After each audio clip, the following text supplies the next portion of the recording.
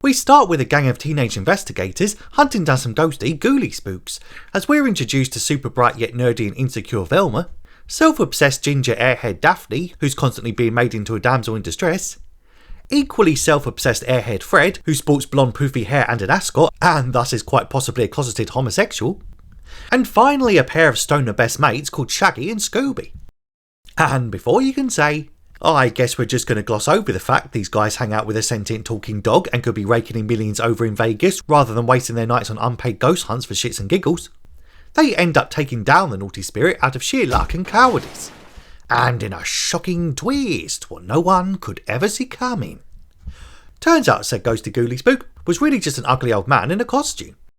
And after Baywatch babe Pamela Anderson randomly turns up to ask how on earth they managed to pull off this crazy scheme and totally crack a case even the local cops couldn't, arrogant show-off Frederick takes all the credit for Velma's plan, which soon leads to the entire group squabbling with each other and totally rage-quitting.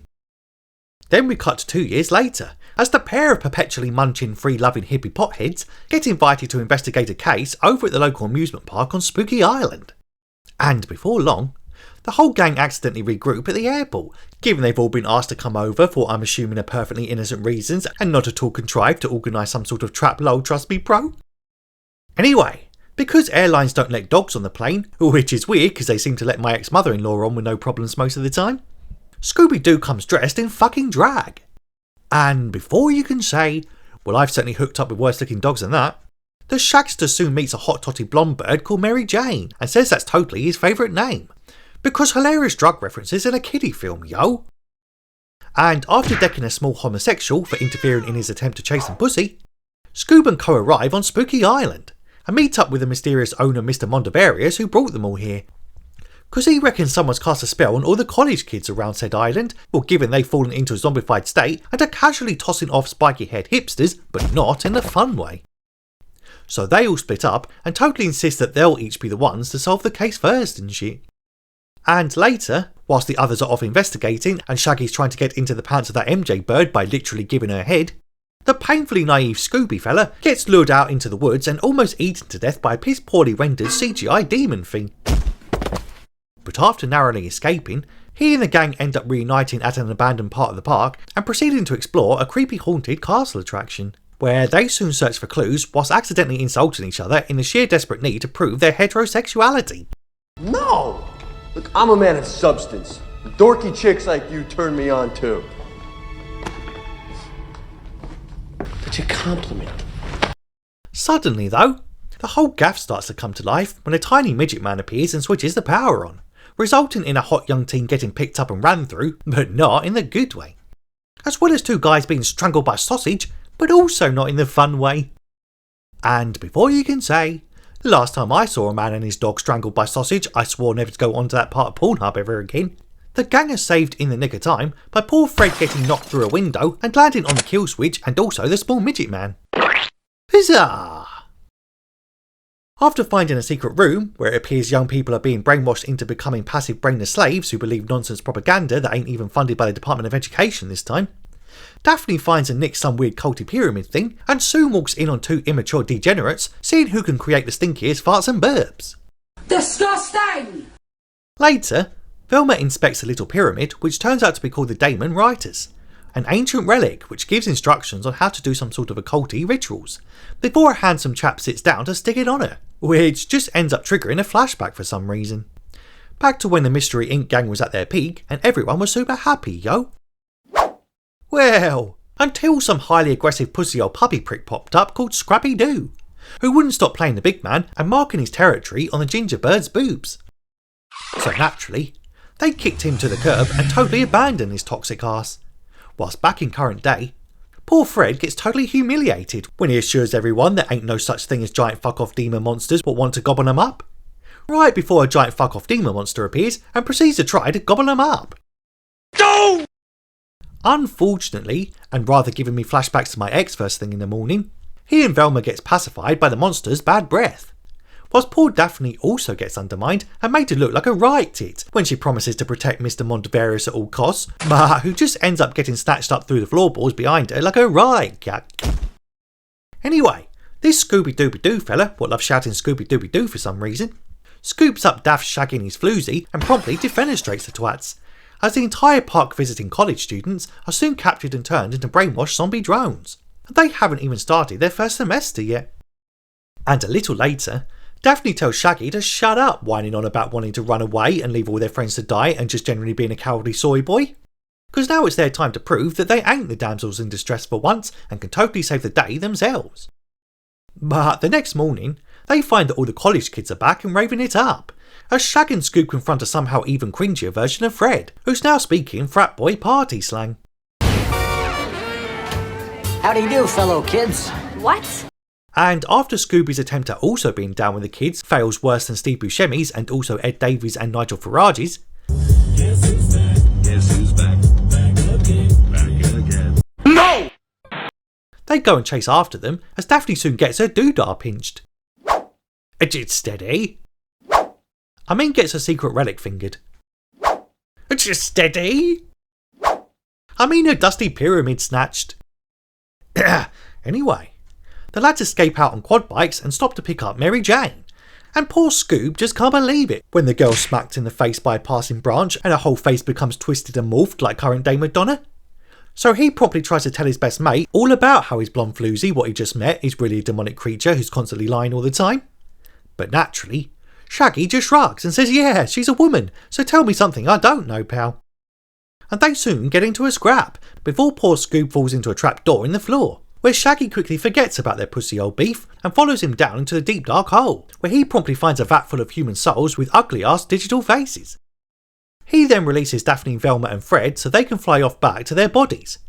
But in a hilarious yet totally pointless waste of screen padding, they end up in the wrong forms, and just have to endure multiple rounds of body swaps and misogynistic gulping of the girls' hot totty bodies. Anyway, Velma eventually deciphers the ancient text with the help of a local hoodoo voodoo man, who says that the ritual uses the souls in the vat as an energy source to gain incredible powers, and now just requires one last pure soul to complete the process.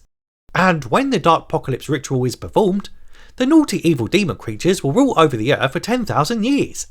And poor Scoob is the poor sap being lined up to be the sacrifice fella by the newly revealed baddie, Mr. Montevarius.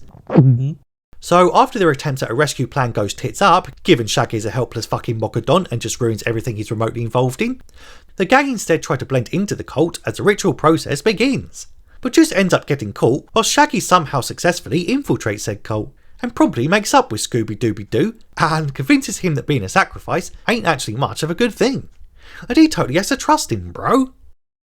But unfortunately, they take too long waffling on about all that gay shit, and Scooby-Dooby-Dooby-Doo's life force is promptly sucked out of him and totally ingested by Mr. Montevarius. Well, until Shaggy finally nuts up and knocks him on his ass.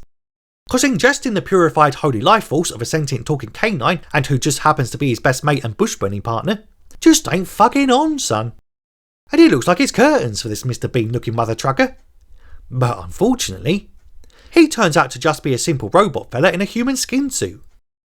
And in another shocking twist, what no one could ever see coming, turns out that highly aggressive pussy old puppy prick from earlier was the real one what was behind this utterly mental shit all along. No way! Of course fucking way.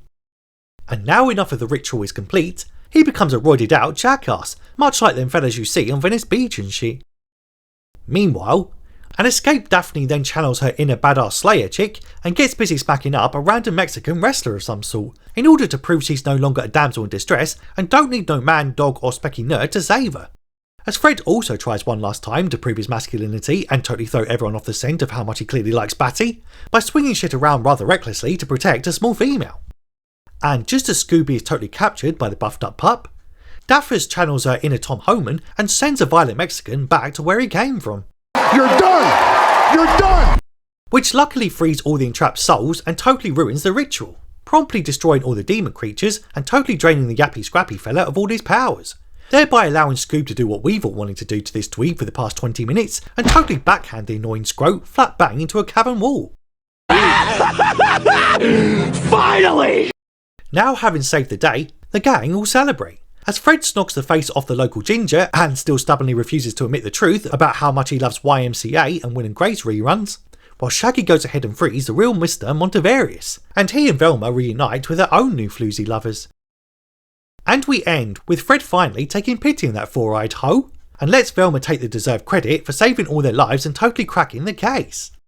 And then just promising that wherever there's reports of ghosts, ghouls, or generally just men in elaborate costumes pretending to be something they're not, then that's where they'll be for the foreseeable future.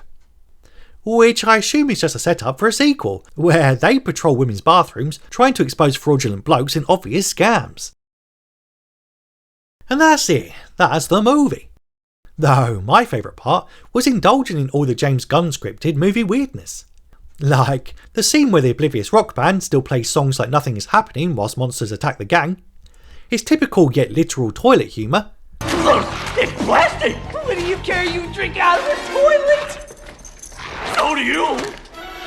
and also the genuinely amusing Melvin Doo gag. I got a call for a Mr. Doo. Melvin Doo? Nah, Scooby. What you mean, Melvin Doo? Though not sure why they didn't include more serious moments in this flick, to be fair, nor why Velma doesn't descend into a full-on existential crisis after spending years of her life debunking the paranormal, only for actual monsters to show up only hours after stepping foot on a spooky island. But anyway, that's the plot and that's your lot. Considering that bell thing so you don't miss any future recaps. Tell me if you like this flick in the comments if you have time. And I'll unmask a dodgy bloke in an obvious costume who's tried to terrorise young women and then inevitably get charged for a hate crime or with you in the next one.